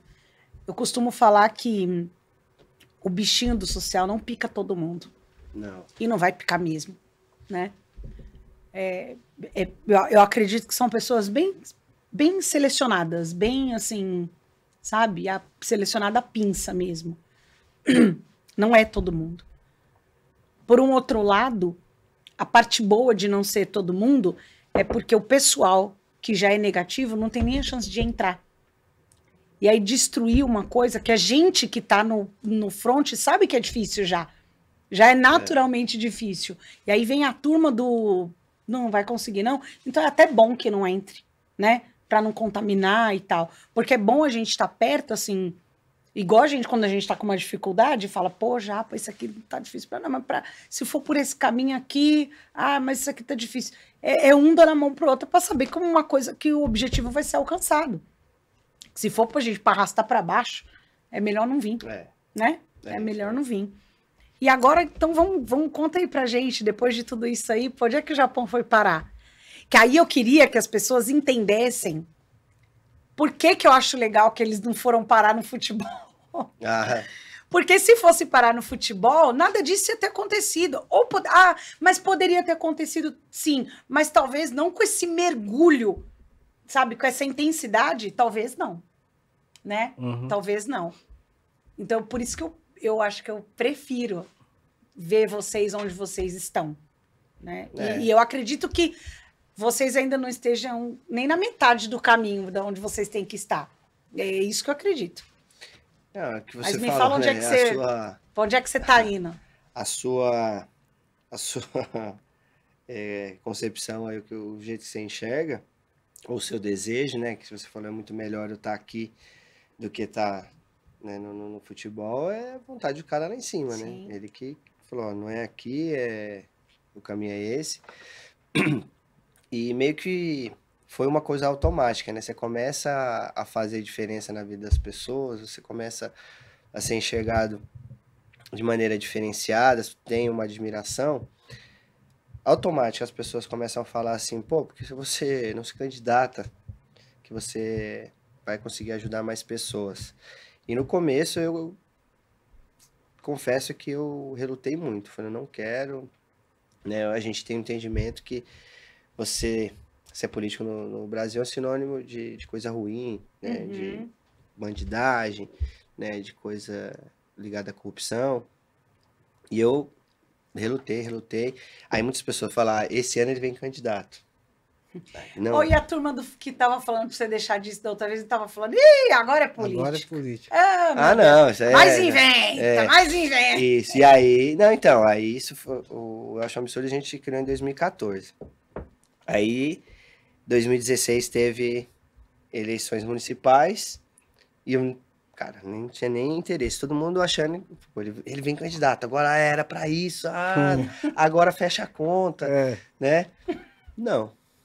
2018, falei, agora ele vem, agora não é possível. Agora não tem como. Não. Ainda também não. Aí, quando foi essa de 2018, eu conheci o Poit, e a gente, né, Poit é o Vinícius Poit, que eu tô falando, foi deputado federal em 2018, 207.118 votos, lembro até hoje, foi, cara, primeira eleição, mais de 200 mil pessoas acreditaram no cara, e eu comecei a observar isso, falei, pô, o cara não usou nem um centavo de dinheiro público. Falou, pô, Japão, você precisa vir pra política, que sua história de vida é bacana, inspiradora, você tem que levar a esperança pra dentro da favela, através da política e tal. E eu comecei a ficar pensando. E aí teve a oportunidade de se inscrever no Renova, que é uma escola de formação de novos líderes na política.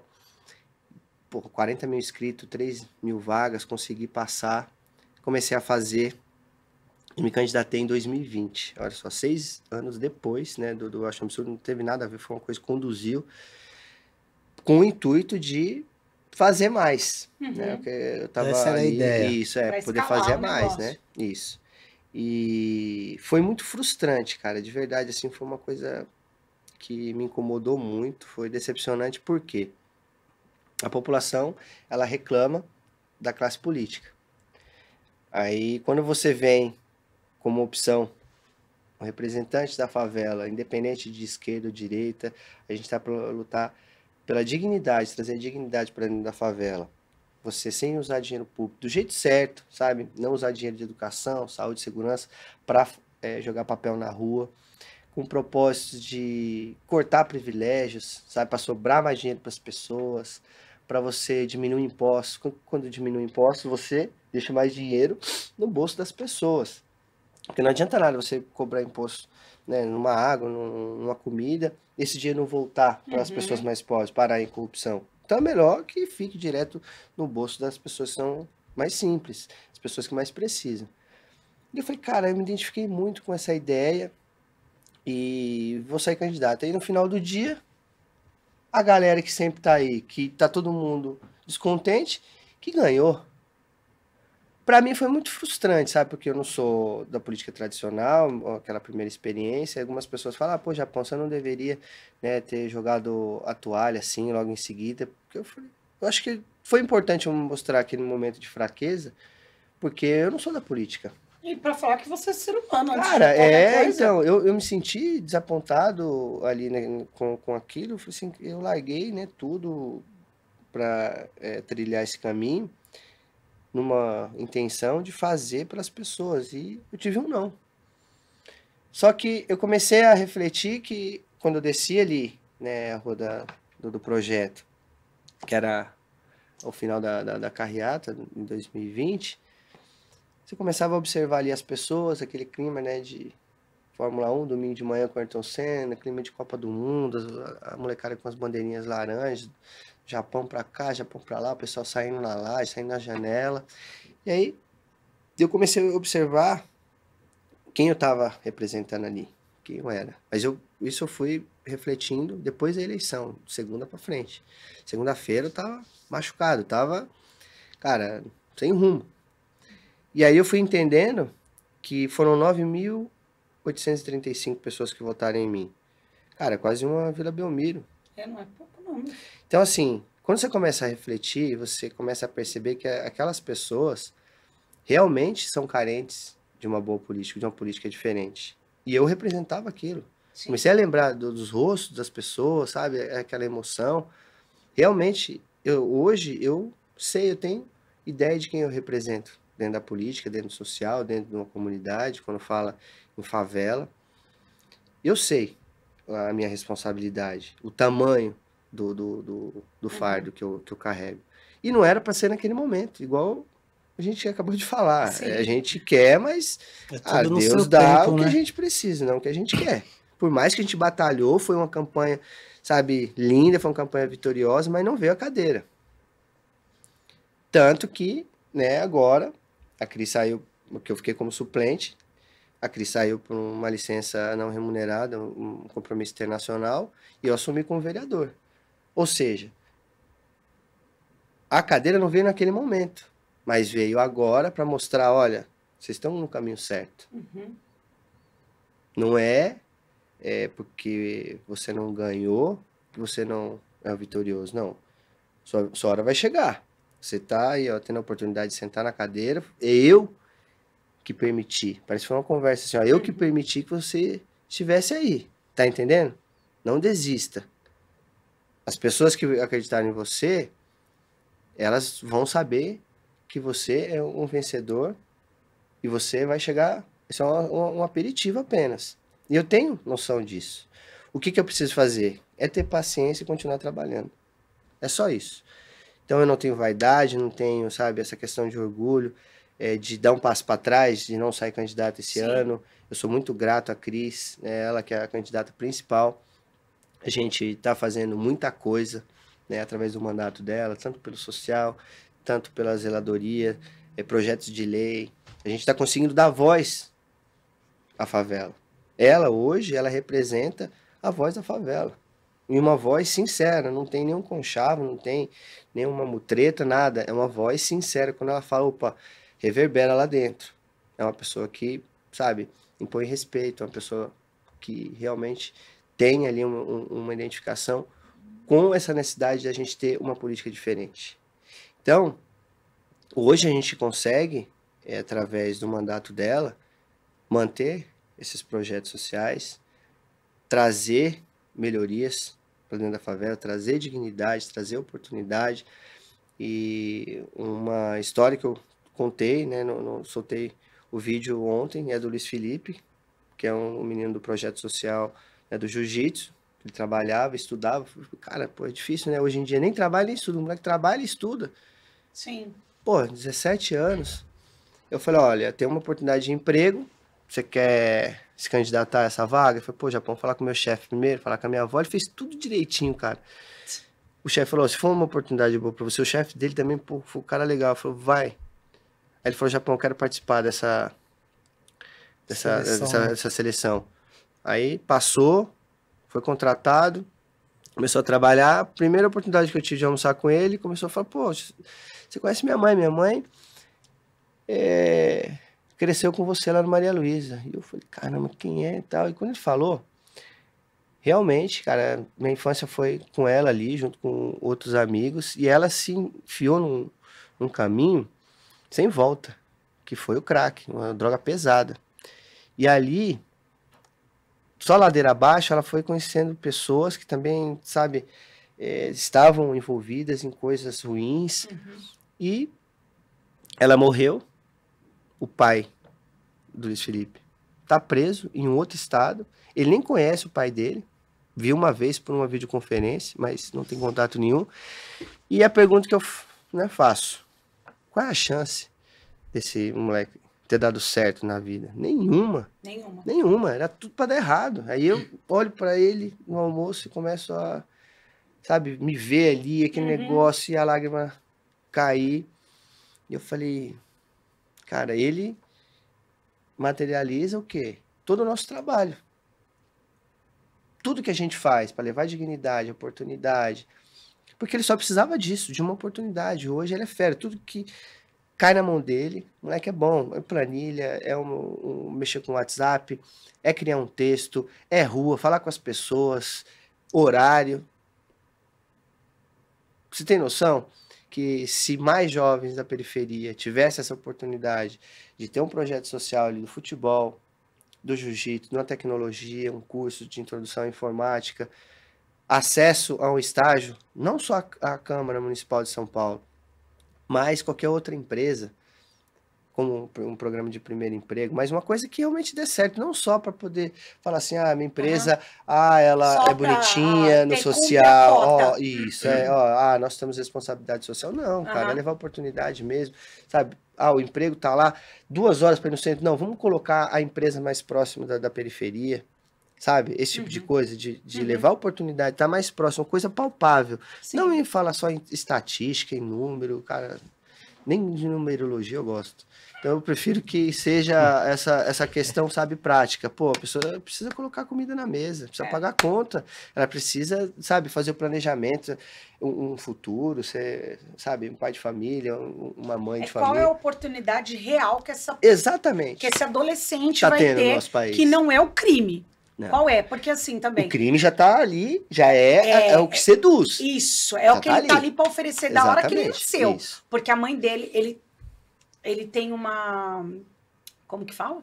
Quando já é hereditário já. É mãe, é pai, a chance dele cair é de 99%.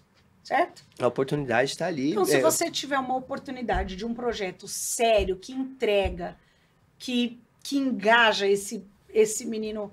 que ele só está precisando de uma oportunidade, de ter uma visão diferente. Porque muitas vezes, quem é o exemplo dele não é o pai, não é a mãe, mas é o professor do jiu-jitsu. É quem está próximo. Falta referência, né? Falta. E essa é a referência que a gente quer levar. Muitas pessoas falam, pô, Japão, você só vive enfiado lá em beco, favela, só que, poxa, favela pra cá, favela pra lá. Cara, se eu sair de lá, cara, eu vou deixar de ser uma referência para eles. Então, é importante que eu esteja lá para ser essa referência, sabe? De ser uma pessoa de fácil acesso, sabe? De estar lá no final de semana, batendo um papo, tomando uma cerveja, um pagode com feijoada, vamos fazer um churrasco, vamos fazer um rateio, toma aqui, vamos no comeback, vamos no 011, vamos... É isso, sabe? Porque eu estando lá, as pessoas têm uma ideia da política assim, cara, o cara conseguiu se eleger, o cara já muda de celular, já você não consegue falar com o cara, você só consegue falar com o assessor e tal. E eu me sinto muito bem, sabe? Quando chego no pagode e tal, o pessoal fala, ô, Japão, e aí, cara, como que tá? Pô, e a campanha, e os projetos e tal. É legal isso. E a molecada me vendo lá também vai falar, olha, eu tava pensando em ser aquele cara que acorda tarde, correntona, cercado de mulheres, carrão, motonão. Eu desisti, cara, eu acho que eu quero ser o Japão. É isso. Eu tô ali... É ter outra possibilidade. Ter outro caminho. E aí, quando olham pro Luiz Felipe e vê que ele já começa a se vestir diferente, que ele tem um dinheiro para ir no McDonald's, para levar uma namorada, para comprar as coisinhas dele, comprar um celular melhor, sabe? Viajar, dar uma vida digna para a avó dele, sabe? Ajudar a irmã, esse tipo de coisa. Tem A uma galera vida que começa deveria ser a olhar, normal, né? não, uma coisa se fosse Deveria mais... ser normal. Mas quando a molecada começa a olhar, fala, pô, o Luiz Felipe tá diferente, cara. Ó, ele tá bem. Sim. Pô, o que ele tá fazendo? Ah, ele tava no projeto aqui, começou a estudar, assim, assado, e ó, só Subiu, progresso. né? E é isso que a gente precisa pensar, né? De levar progresso para a vida das pessoas, prosperidade. A gente não vai conseguir acabar com a pobreza, com a miséria, sem a riqueza. Essa é a verdade. Todo mundo lá Sim. condena o capitalismo. Não, esquece. Para a gente corrigir a pobreza, tem que ter dinheiro, tem que ter grana, a gente tem que ter investimento financeiro. Infelizmente, não só de ideias, mas Uhum. tem que ter essa parte de... Porque as pessoas precisam pagar contas, as pessoas precisam comer. E como que acontece isso? Precisa ter grana. A gente vive num país que quer tapar o sol com a peneira. Eu fico muito triste que a gente tem tanto problema social para resolver e a nossa política tá nesse estado que tá. Ladeira abaixo. Ladeira abaixo. Um monte de gente na internet falando um monte de coisa, sabe? Só narrativa, mas trabalho mesmo. Cara, eu vejo assim um monte, cara, mas não são poucos. O cara se vende na internet aqui como um super-herói, ele vai resolver todos os problemas, ele é foda, pode chamar lá a turma que é comunista, que é socialista, o outro fala, chama o pessoal que é neoliberal, vamos debater aqui e tal, ele faz os cortes como se ele tivesse vencido aquele embate e tal, não sei o que, coloca lá nas redes sociais, todo mundo fala, pô, me identifiquei com o cara. Aí vota no cara, o que acontece? 4 anos você não consegue falar com o cara fica só soltando vídeo na internet, não tem um trabalho para melhorar a nossa sociedade, e quem fica no BO? Cambalhota, eu acho um absurdo. A galera que realmente pisa no barro. Então, o que a gente precisa é entender que a política é a porta de saída para a gente transformar muita coisa. Mas não adianta também a gente ficar, sabe, escolhendo mal as pessoas que vão nos representar. Você pega aí nesse debate que a gente viu aí acontecendo um monte de coisa, cara, a gente tá falando da cidade mais importante do nosso país. O nível de 5ª série. Os caras... Total. É um desrespeito com a gente que paga imposto. Total. E sabe o que me deixa mais indignada? Que essas mesmas pessoas falam que isso que eles fizeram é coisa de favelado. Você vê. E aí o favelado aqui... Só E você... pra você ter uma ideia. Como é que é? Poste mijando no cachorro. Entendeu? Muda, tá tudo o contrário. Na minha cabeça é o contrário. A política, eu percebo que é a porta pra gente mudar qualquer coisa que a gente tem na sociedade. Qualquer problema a gente consegue resolver. Só não resolve se não tiver interesse da própria política. Então, se a gente começar a colocar no poder pessoas que não estão nem aí pro povo, a vida do povo não vai mudar. Se o povo não começar a tratar o político de maneira diferente, ele não vai começar a fazer algo pela população. O que eu sugiro é que o povo entenda que esse voto que ele tem, que ele acha que é né, que não vai fazer diferença, ele entenda que ele é a maioria. Uhum. A maioria é pobre. O dia que a classe mais pobre começar a escolher melhor quem vai representar, as coisas vão começar a tomar um outro rumo. Por quê? Já tiraram a educação da classe mais pobre de propósito para não participar e tal. Só que eu falo, você não pode subestimar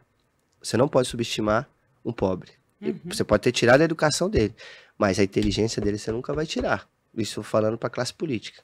A classe política tirou a educação da população mais pobre, mas ela não tirou a inteligência. Não subestime a classe mais pobre. O dia que ela entender o poder que ela tem, que ela é maioria, começar a colocar alguém que não é de esquerda, não é de direita, pessoas que entendam as dores de quem é pobre, de quem é favelado, de quem tem dificuldade de enfrentar um ônibus lotado e no posto não ter um remédio, demorar para ter uma cirurgia, um exame, a sua mãe precisando de uma coisa ali. Cara, a gente paga imposto.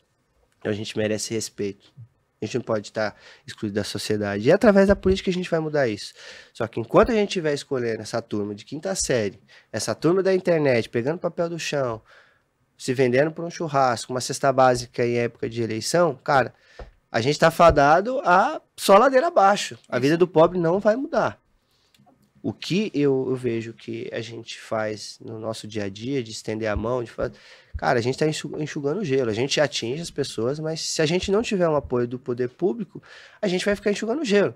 Você ajuda as pessoas aqui, qual a porta de transformação para ter um emprego, ter no mínimo uma saúde decente, uma educação pro filho dela, uma creche com um tempo estendido para a mãe poder trabalhar, para as pessoas viverem em segurança, um transporte tranquilo, mais oportunidades perto de onde você mora. E aí, cara? Se a gente não tiver a ajuda do poder público, a gente vai fazer, sempre vai ter problema. Essa turma entrando e saindo do poder, só se escora em ideologia, porque, pô, o voto ideológico, eu vi muito, falei, não, a sua candidata, a Cris Monteiro, ela faz muito, pô, tem um trabalho legal, mas por questões ideológicas eu não posso votar nela, não pega bem. Outro da minha candidatura, para você ouvir crescer, você tem um trabalho lindo, pô, você é um cara honesto, eu vejo o seu dia a dia aí, você é parente meus parentes te conhecem, né, o Alex, que era sobrinho dele, fala muito bem de você e tal, mas eu não posso votar em você, cara, porque o pastor da igreja indicou um outro candidato, a gente precisa votar nele. Cara, onde isso vai parar? Pelo amor, né? Então, quer dizer, o cara me conhece, sabe da minha índole, me viu crescer, sabe do meu trabalho, sabe da importância lá pro bairro, mas ele não pode votar em mim, ele tem que votar no candidato que o pastor está indicando. Isso acontece em vários âmbitos. Então, em um monte de lugar. eu tô falando assim da igreja, mas a gente tem em outros âmbitos que é dessa forma e isso tem que mudar. O que mais me chateia é de querer fazer algo, né, de estar lutando ali para defender de verdade o povo, e o próprio povo não se boicotando. Se boicotando. Porque é muito doido isso. Porque você está falando, no dia que o pobre descobrir, e o pobre, gente, é eu, tá? É o Gil, é a gente. É você que está assistindo. No dia que a gente descobrir a potência que a gente é e que a gente tem que se unir de verdade e falar assim, ó, eu tô num grupo que tem várias ONGs, e eles falaram disso esses dias. Se a gente descobrir a potência que a gente é aqui e se unir real, dá para mudar. Sim. Dá para mudar. Só que as pessoas acabam muitas vezes se vendendo, se pelo boicotando. pouco, pelo nada, e se boicota, sabe? A palavra é essa, se boicotando. Porque às vezes ali um período eleitoral há uma promessa, assim, sabe, de solucionar todos os problemas. Mas no dia a dia quem tá é a Naná, é o Gil, é o Japão, é a Érica. Eu acho um absurdo, é o Cambalhota. Isso precisa mudar, não é? Eu falei um dia em casa, eu não quero passar a minha vida entregando cesta, cara. Eu quero que as pessoas tenham dignidade para comprar quantas cestas elas quiserem, fazer a cesta dela, comprar o que elas quiserem para colocar dentro daquela caixa. Esse é o meu desejo. E aí, esse discurso ideológico divide as pessoas. Eu falo sempre para a Érica, o discurso que defende os negros, que defende as mulheres, que defende os homossexuais. Porque a gente vai colocar mais negros na faculdade. Isso está sendo resolvido? Mais negros estão no cargo de liderança? Mais mulheres estão nos cargos de liderança? A gente tem metade da população negra, metade da população mulher. Isso não reflete no Congresso Nacional. Lá tinha que estar desse jeito. Se 51% são mulheres, 51% daquele congresso deveria ser mulheres, automaticamente, sabe? É uma coisa que, se você está falando de representatividade... É para ser natural. Natural. O negro, também, 49% seriam negros, tinha que estar lá também. O que você entende? Que o negro e a mulher, a gente volta a falar de inserir logo cedo. O negro não está dentro da sala de aula. A mulher não está dentro da sala de aula na base. Por quê? O negro é pobre, ele tem que sair para trabalhar. O pai fica contente quando ele chega com a renda, porque não anota. A criminalidade atrapalha, porque está na periferia. A mulher, qual que é o problema? Gravidez precoce. Ninguém dá valor a esse problema, ninguém dá atenção a esse problema de gravidez precoce. Todo mundo já quer falar do aborto, tal, que é polêmico, divide as pessoas, uns são a favor, outros são contra, tal, só para ganhar voto. É só para isso. Causa do negro, essas discussões polêmicas, é só para ganhar voto. Divide a população, a turma da esquerda fica com os votos dela, a turma da direita com os dela. Mas e o povo? As soluções. Nós temos mais negros nas faculdades? Não cresceu assim, do jeito que estão falando. Teria que ter mais gente. Do jeito que eles falam, tinha que ter mais gente lá na faculdade. Tinha que ter mais mulheres e negros no Congresso, nos cargos de liderança. E aí quando você pega os números, né, até o Paulo Batista, que é do Alicerce Educação, ele mostrou lá que quando você pega as notas do PISA, você começa a perceber que 70% dos alunos que têm nota baixa, 90% são negros. Então, assim, se é ruim, por quê? Ele não está na sala de aula. Para ele melhorar esse número, ele precisa estar na sala de aula. Não tem outra saída. Exato. Aí, alguns incentivos estão sendo colocados agora para que aumente aí, essa frequência das pessoas mais pobres na sala de aula. Mas isso já era para ter sido feito há muito tempo. Porque se você sabe que um aluno ele não está na escola porque ele tem dificuldade em casa de ter uma renda, de ter um básico, que é comida, pô, o Estado não vai fazer nada. Agora que estão começando a se mexer... Não, porque está falando muito mais de diversidade. Isso, Cara, eu acho muito bonito, sabe? O discurso é muito sedutor, mas assim, eu como administrador, começo a observar os números e tal, falo, prática, eu sou bem pragmático. Tá resolvendo o problema? Política pública é isso. Uhum. Tá resolvendo o problema? Não, então a gente precisa mudar a rota. Porque a gente vai ficar só falando, não, eu quero, como todo mundo quer, mais negros. Porque se você pegar... Cara, qual a diferença de um negro pro branco? Eu não consigo entender. Talento, você pega aí os talentos. Se você pegar basquete, Jordan, no golfe, Tiger Woods, no futebol, Pelé. Fora os escritores negros, as escritoras. Não, se eu tô pegando assim, todo esporte, aí você começa a pegar outra categoria e você fala assim, cara, porra, não consigo entender, cara, e não é a cor que vai fazer o caráter, não é isso. E o que precisa, eu vejo assim, é levar mais a sério essas causas. Não é só do uba-uba para ganhar voto. O que a gente vai fazer? Educação de qualidade, cara, dentro da periferia. Que aí você vai dar a chance pro preto, pro branco, e aí ele já tem uma dificuldade. Eu estava conversando com o Chocolate esses dias. Se pegar um branco e um negro que sair da escola, chegar numa entrevista de emprego... O branco vai passar. Vai passar. Fato. Cara, Fato. Quem não concordar com isso, que isso aqui é uma realidade, louco, vive deve estar morando na Suíça. Esse é um problema que a gente tem. Isso aí. E o que a gente precisa fazer para que esse negro ele consiga penetrar? É igual o Ronaldo, quando perguntaram, falou assim, pô, o Corinthians, o que ele precisa fazer para ganhar a Libertadores? Tá participando. Se ele ficar fora da Libertadores, ele não vai ganhar nunca. Então ele tem que participar. Participa esse ano, o ano que vem, tem que estar participando. Então, o que o Estado precisa fazer é oferecer para o jovem educação de qualidade para que mais negros possam caminhar até esse momento, faculdade, primeiro emprego, chegar aqui. Quando o cara for fazer a seleção, tem 3, 4 negão lá, meu, top ali, ó. Currículo, entrevista, que, cara, se ele tiver acostumado a escolher branco, ele fala, cara, não tem como. Eu falei, porra, isso aqui é muito melhor. E aí é onde que as vagas vão ser preenchidas realmente de verdade pelo mérito. Porque o cara vai virar um costume do mercado de trabalho e falar, olha, realmente, cara... até porque a ideia é que tenha muito mais opções de pessoas negras do que branca dentro de uma sala.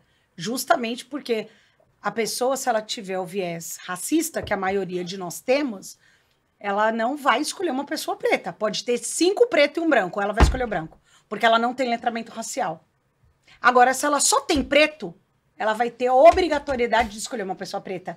Então, essa pessoa preta precisa ter os 5 lá dentro para ela não ter pra onde correr. Ela não vai ter pra onde correr. Exatamente. Não, é isso aí. É você dar mais opções. Isso vem do que da educação básica de qualidade.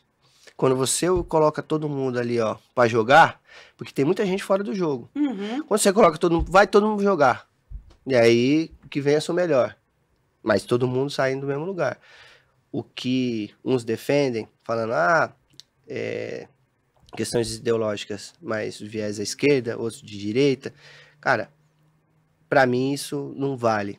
O que eu vejo hoje em dia, as pessoas tendo que se adaptar a ideologias partidárias. Eu faço parte da política, mas assim, no meu modo de enxergar, o partido que tem que se adaptar ao meu modo de pensar. Eu não vou me render a uma realidade que eu tenho, uma visão de mundo. Cara, por causa de partido, não. O partido tem que se adaptar ao meu conhecimento, ao que eu vivi, a minha experiência. Ele tem que dar graças a Deus de eu ter essa vivência, estar contribuindo para ele estar aprendendo junto comigo. É isso, não é as pessoas, como eu coloquei, é muito legal o trabalho e tal, mas por questões ideológicas não, por questão da igreja não. Não, peraí. Eu não sou um cavalo com aquela... Cabresco. Cabresto. Eu quero o quê? Construir uma sociedade melhor, eu quero ter opinião, mas assim, cara, não opinião que nem a internet, os caras dando opinião toda hora. Ninguém tá perguntando a opinião de ninguém, os caras estão falando. Pô, vão cuidar da vida de vocês, cara. Pelo amor de Deus. É isso. Sabe? Não sei o quê, mas você não se posicionou. Não, se perguntar alguma coisa, eu falo e tal. Pô, que país é esse que você tem que se posicionar? Pra mostrar, né? Aí o cara lá fez uma coisa errada, você tem que se posicionar aqui. Deixa pra justiça resolver, a polícia, ou quem seja. Porque a gente que tá desse outro lado aqui, a gente tá se posicionando para resolver o problema das pessoas. A gente não tá podendo se posicionar mais para ficar resolvendo coisinha de quinta série que deveriam essas pessoas estarem resolvendo esses problemas. Sim, né? Eu vejo que isso aí é muita falta do que fazer. Meu pai falaria, você vai carpir um lote, vai carpir uma roça aí, cara. Vai colher um arroz de milho aí, cara. Vai catar algodão, vai fazer alguma coisa, vai encher uma laje, vai varrer o quintal, vai lavar a louça pra sua mãe. É isso aí. Cara, porque quando você tem o problema real que a gente vive aqui e olha pra internet, essa bagaceira... Não vai. Então, assim, eu particularmente prefiro não, sabe, dar ouvidos para isso. Eu acredito no trabalho. Costumo dizer isso. Eu acredito, sabe, no que vocês falam. Gil, ir lá, colocar a mão na massa. Você, o pessoal do Cambalhota como um todo, Thiago, Xande, né? O pessoal do Eu Acho um Absurdo, todos lá sabem da realidade do povo. Muita gente está na internet aí como candidato, cara, falando muito bonito disso, daquilo, pegando pautas polêmicas para dividir as pessoas. É só para ter voto. Porque a realidade do povo realmente é bem diferente do que eles contam aí. O buraco é bem mais embaixo. Bem mais embaixo. Então, assim, o Gil muitas vezes, vou ficar lá na internet falando ou vou me posicionar. Pô, ele pega lá os amigos dele, vai montar a cesta e vai entregar para quem precisa. Abre lá a sede, vai dar o curso lá que você fez para as mulheres. É isso, cara, é isso que vai mudar o país. Essa conversa fiada da internet, cara, me irrita de um jeito que eu vou te falar, viu? Eu tenho me irritado também. Mas é justamente e política não é isso, né? né? Política não é isso, sabe?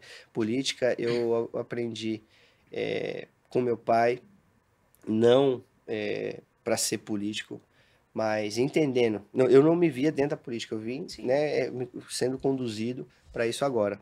Mas a política, ela da minha época, meu pai falava, era de a gente sentar no bar e falar, sabe, abertamente. Eu acho que isso aqui não funciona por causa de... não, é verdade, você tem razão. E aprendendo com quem pensa diferente de você, que você vai evoluindo. Ouvindo as pessoas. Hoje em dia já não pode fazer isso, né? É só extremismo, é só pessoas radicais, ou pensa do lado esquerdo, ou pensa do lado direito, e você não evolui, você não constrói ali, sabe, uma coisa boa. Pô, não tinha parado para pensar nisso, cara. Por quê? Porque a pessoa viveu aquilo. Você precisa se colocar no lugar da pessoa, entender os porquês, as dores dessa pessoa durante o período, a trajetória dela. Então, política é você sentar, aprender, construir dentro das organizações, é política o tempo todo, né? Dentro da nossa organização, a gente precisa ter jogo de cintura para lidar com uma coisa. Isso é política. Essa que a gente está vendo aí, né, das pessoas se dividirem a todo momento. É só divisão. Ah, você gosta do amarelo? Não, eu gosto do verde. Ah, mas não interessa, eu gosto do verde e detesto o amarelo. Mas não pode se juntar? Não, não Pra pode. É fazer você azul? lá e eu aqui. Não. Não. Difícil. Conversa aí, pra mim eu ia mais 3 horas aqui, você não, amor? É isso aí. Muito bom. Amigo, eu queria fazer uma pergunta, mas é a mesma coisa que a semana passada. Acho que nem adianta fazer. Não adianta sim. Adianta, né, Adianta. amor? Última pergunta pra gente finalizar. A gente quer saber o que o Japão faz para mudar o mundo dele. O que você faz para mudar o seu mundo? Cara, eu, assim, no meu dia a dia, eu sempre procuro aprender com as pessoas, né? Com os problemas das pessoas. E automaticamente, entrando ali naquela esfera, na dificuldade do dia a dia, porque hoje eu sou muito grato. Tenho um teto, tenho uma esposa, 2 filhos maravilhosos, tenho amigos, tenho um emprego, tenho um projeto que autossustenta, né? Tem ali uma confiança, passa segurança para a sociedade, a gente realmente tem credibilidade na praça, as pessoas ajudam mesmo, quando a gente abre a boca gritando, precisando de ajuda, as coisas acontecem. Mas o que faz eu mudar o mundo é ter a empatia de me colocar no lugar das pessoas, entender o problema e ter a compaixão. Porque se você tiver só a empatia, você se colocar no lugar dela, entender o problema, e fala, pô, coitadinha, né? Pô, força não é o suficiente. Você precisa ter a empatia acompanhada de ação, que é a compaixão. Então, eu aprendo ali, tento resolver aquele problema de alguma forma, sabe? Seja caminho A, B ou C, alguma coisa precisa ser feita. Ou simplesmente, olha, eu não consigo isso, mas eu consigo aquilo. Alguma coisa a gente precisa fazer, porque só não tem jeito para a morte. E quando eu trago isso para mim e chego em casa, eu vou refletir com os botões, debaixo do chuveiro e tal, eu vejo ali que eu tenho que dar valor para o que eu tenho. Isso me dá forças para ajudar mais pessoas. Então, você se autoavaliar diariamente é o que faz eu, sabe, conseguir alcançar mais pessoas. Porque se eu tivesse no objetivo de simplesmente, sabe, ajudar as pessoas por números, como eu falei aqui, foram 100 mil pessoas, mais 30, 130, não é isso. É entender as situações. É uma pessoa que tem dificuldade com moradia, é uma pessoa que tem dificuldade de saúde, é uma pessoa que está passando por um processo de câncer, que é uma doença muito difícil. E com essas pessoas a gente aprende demais. Quando você tem uma pessoa idosa, eu adoro conversar com idoso porque, cara, a pessoa está à frente da sua vida. Ela viveu coisas que você, de repente, nem vai viver. E ela contando ali, pô, se eu passar por uma situação dessa. Então, cara, é muito prazeroso você conversar com um idoso. Eu aprendo demais. E assim, são épocas diferentes, né? Mas o aprendizado, né? A Bíblia fala, né? Que buscar sabedoria, buscar entendimento em tudo na sua vida. Por quê? Porque quando chega uma situação difícil, a gente tem sabedoria, tem entendimento para lidar com ela, né? E o que faz eu transformar o mundo das pessoas à minha volta é isso. É me colocar no lugar delas, aprender com aquela situação, como se eu estivesse vivendo aquilo, tentar resolver da melhor maneira possível e dar valor ao que eu tenho. Voltar para minha casa falando, olha, missão cumprida, preciso de forças para conseguir fazer mais. E assim, todos os pedidos, cara, que chegam assim do projeto, a gente atende, cara. Todos. A gente tem uma resposta. Se a gente não tiver a cesta, a gente não tiver o que a pessoa está pedindo, a gente, no mínimo, manda uma explicação. Fala, olha, infelizmente eu não tenho por conta disso. Mas eu acho que o mínimo, cara, é ter esse respeito, essa conexão com as pessoas, que é um aprendizado. São professores, eu vejo como professores, né? O caso do seu Samuel, o caso da Roselane. Pô, Roselane R$ 129 de Bolsa Família, com 2 crianças, tinha um pouquinho de arroz no armário, um pouquinho de arroz feito na panela. Eu falei, mas como você consegue criar 2 crianças com R$ 129? Ela falou assim, Japão, tem que dar graças a Deus que eu tenho um teto. Tem gente aí fora que nem o barraco não tem. E não tem os R$ 129. Então, assim, isso não deveria existir, eu concordo. Mas quando você tem contato com uma pessoa dessa, ou algumas pessoas que não entendem essa realidade, falam, pô, mas mãe solteira, 2 crianças, cara, meu, é uma coisa natural do ser humano, é ficar grávida. O cara abandonou, ela ficou lá com essa situação, 2 crianças. Você vai julgar, pô, a pessoa tá naquela situação, você ainda vai tacar pedra. Pô, então acho que o mínimo, cara, eu acho que o mínimo é a gente entender aquela situação, como que eu posso ajudar? Dar uma esperança para essa pessoa e voltar para casa agradecendo. Cara, eu tenho um teto, eu tenho 2 filhos. Eles estão bem, não estão passando fome. E eu peço para que ela, sabe, tenha uma vida melhorada. O que a gente puder fazer, a gente vai fazer. E agradecer o que eu tenho. Sim. Acho que é o mínimo. Então, é uma sinergia que o que eu tô fazendo, que você me perguntou, de mudar o mundo, o que eu estou fazendo para mudar, né, o dia a dia, na verdade, é uma troca. Eu estou fazendo, estou ajudando, mas essas pessoas estão me ajudando também, sabe? Mentalmente, espiritualmente. Eu vejo que é uma troca, uma conexão que... Triste é a pessoa que não tem a oportunidade, né? É uma pena as pessoas que não têm a oportunidade de conhecer esse mundo. Que é, como você falou, o bichinho do social que pica você. É uma coisa, é um mundo, parece que, sabe, paralelo. Você começa a enxergar, começa a aprender, começa a fazer, quando você se dá conta, cara, é um ambiente totalmente diferente do que você viu há 1 ano, há 2 anos. Então, essa transformação, não é só eu que estou transformando. Eu também estou me transformando, essas pessoas estão me ajudando nessa transformação. E quem, cara, tiver a oportunidade de fazer algo, sabe? Não precisa ser coisa grande. É questão de você ter respeito pelas pessoas que vivem na mesma sociedade que você, na mesma cidade, no mesmo país. De repente, a pessoa que aborda ali no farol, ela não queria estar ali, tenho certeza.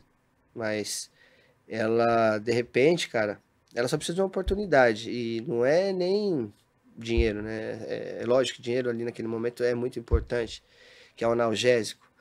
Mas, cara, de oportunidade. Você vê aquela criança ali no farol pedindo uma oportunidade, né? Se pergunte, qual é a minha contribuição para que aquela criança não estivesse ali? Você está fazendo algo para que ela, de repente, estivesse dentro de uma escola, dentro de um curso, dentro de um programa de esporte, de tecnologia? Cara, eu me sinto culpado quando vejo alguém no farol. É responsabilidade minha. Muita gente fala, não é problema meu, não é. Mas se ela aparecer armada, falar para você descer do carro, é um problema seu, que você vai ter que sair dali, acionar seguro na delegacia, sabe? Ter que comprar outro celular, se não tiver seguro, perder o carro. Então, qual é a nossa contribuição para a gente viver melhor? O que a gente está fazendo? Então, é essa preocupação que eu tenho, me pergunto e indico para as pessoas, sabe? Se envolverem, e não precisa ser muito. Uma pessoa, se cada uma pessoa ajudasse uma pessoa, cara, a gente ia viver muito melhor. Então, não ia sobrecarregar ninguém. Às vezes o vizinho tá precisando de uma palavra, você bater lá na porta, pô,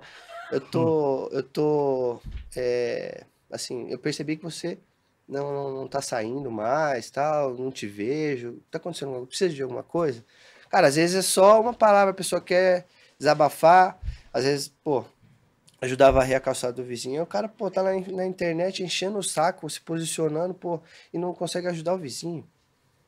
Então, acho que a construção da nossa sociedade é o que eu venho aprendendo, o que eu venho transformando. É desse jeito, sabe? Nessa sinergia, de estender a mão, de aprender e transformar desse modo, com essa palavra, do bem, sabe?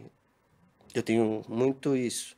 Quem faz o bem, cara, como você falou mais cedo, Se você planta o bem, você vai colher o bem, né? Sim. Quem planta amor não precisa ter medo da colheita. Então, eu acredito que se a gente plantar o bem, cara, coisas boas vão acontecer. Porque o bem sempre vai vencer o mal. É isso aí. Ai, meu Deus, se a gente... Sabe o que a gente tem que fazer depois, no final de cada episódio? Pegar o que cada um falou. Porque se o Japão tivesse falado com a Samantha, se a Samantha tivesse falado com os filhos do Tuti, se os filhos do Tuti... E aí as pessoas iam poder falar, nossa, mas a resposta é a mesma. É ou não é, amor? É isso aí. A Samantha falou de transformação. Os meninos falaram de transformação.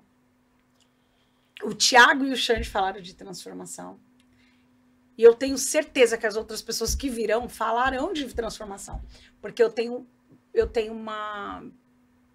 uma coisa que tá me fazendo refletir todas as vezes que a gente vem para cá, que quando a gente fala com as pessoas que faz algum tipo de ação social e as pessoas que estão vindo fazem, o sentimento é o mesmo.